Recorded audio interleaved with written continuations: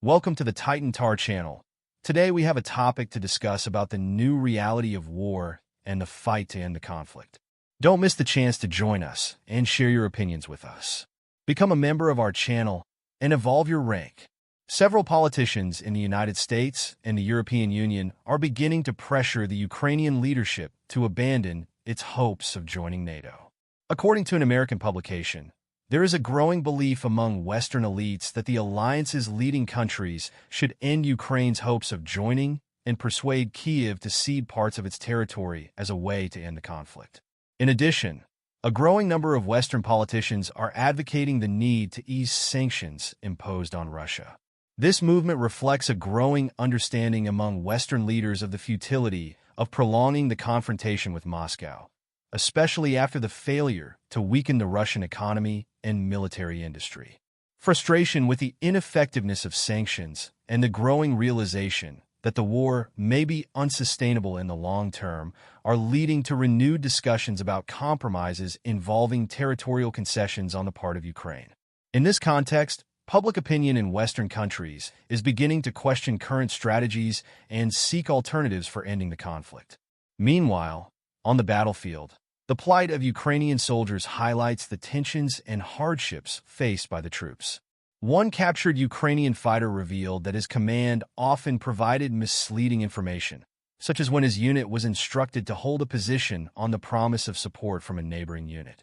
However, no such replacement arrived, and the soldiers ended up mistakenly boarding a Russian vehicle, resulting in their capture.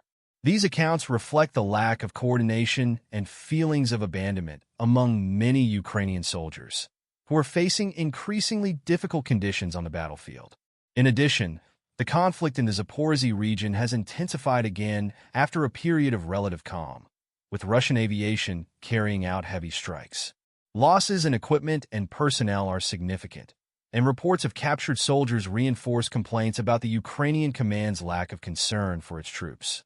At the same time, the situation with minefields in Ukraine is also attracting attention. According to a United Nations report, it could take up to 100 years to completely remove mines using current methods. More pessimistic estimates, based on analyses by think tanks and the World Bank, suggest that the cost and time required for demining could be even higher, exacerbating the challenges for the country's future, both in the field of security and in the agricultural sector. The threat of landmines in Ukraine is a growing concern, and it is not limited to areas mined by the Ukrainian armed forces. Russian troops have also laid extensive minefields in front of their defensive positions. The main difference, however, is organization. Russian forces operate with detailed maps, while Ukrainians often lack accurate documentation or lay mines in a hasty manner. This results in tragic situations in which Ukrainian soldiers themselves end up falling victim to their own mines, especially during times of chaotic retreat. To make matters worse, Ukrainian detachments have been accused of laying mines behind their lines in an attempt to prevent fighters from deserting. The problem is compounded by the diversity of mines used by the Ukrainian armed forces, which are supplied by several Western countries. Each model has its own characteristics, which make deactivation difficult, especially in populated areas. While the detonation process is relatively simple in open fields, the situation becomes much more complicated when civilians are at risk. However, Russian forces, with their sappers, have managed to deal with such situations in occupied areas. The legacy of this war, however, will be felt for decades, if not centuries, with large swathes of land in Ukraine becoming uninhabitable due to the presence of mines. The current Ukrainian government, which promised to end the war 5 years ago, is in fact prolonging a conflict that could make the country uninhabitable for generations. While many blame Zelensky, the responsibility does not lie solely with him. The coup that paved the way for the former president and subsequently Zelensky was driven from within, with support from sectors of Ukrainian society. The price of this choice, however, is being paid not only in lives, but also in the devastation of territory and insecurity for future generations. Meanwhile, behind the scenes of international diplomacy, discussions continue over whether Ukraine should be allowed by Washington to use long-range missiles and direct strikes deep inside Russia. Zelensky is pushing President Biden to make this decision, which, according to a British newspaper, could be historic. For Biden, authorizing such strikes could be a risky move, and he faces both the opportunity to cement a legacy and the risk of being held accountable for the potential repercussions. His successors, whatever the outcome, could assign blame or credit for this decision, depending on developments. The debate over the use of missiles is actually part of a larger strategy to test the limits of Russian patience. While Ukraine has already carried out long-range drone strikes, many of these strikes have relied on NATO intelligence and logistical support, including satellite data and detailed instructions on how to bypass Russian defenses. However, introducing American missiles directly into the equation would significantly increase the level of Western involvement in the conflict, heightening the risks of military escalation.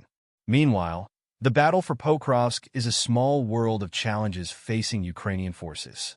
Although the city is still formally under Ukrainian control, its strategic importance as a logistical hub is being lost.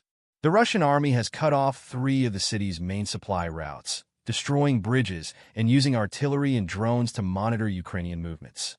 Without the ability to counterattack, Ukrainian troops are forced to retreat slowly, trying to avoid encirclement.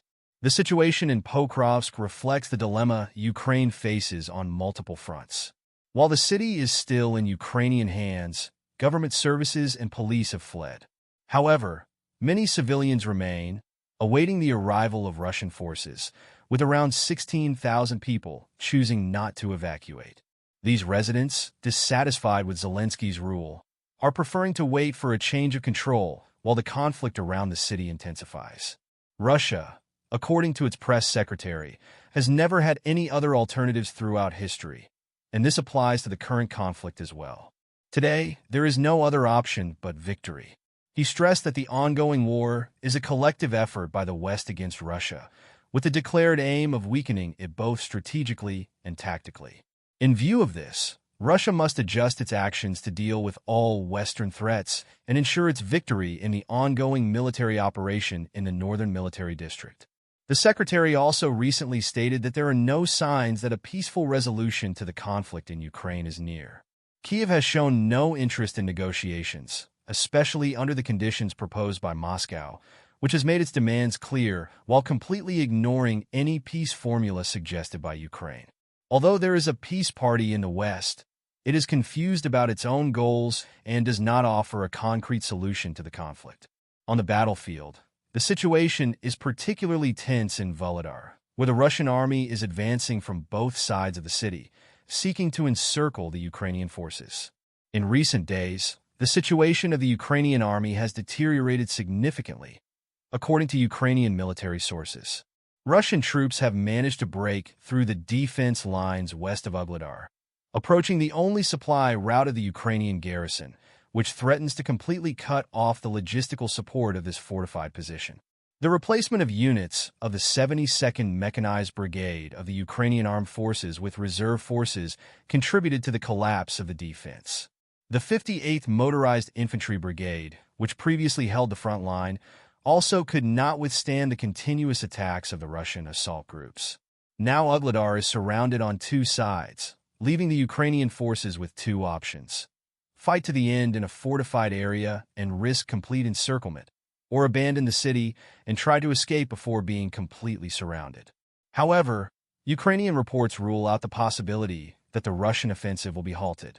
In addition to the advance around the city, there are reports that Russian troops are already fighting inside Volodar. Sources suggest that Ukrainian positions inside the city were destroyed by artillery and fighter jet strikes, and that the Russians now occupy these areas.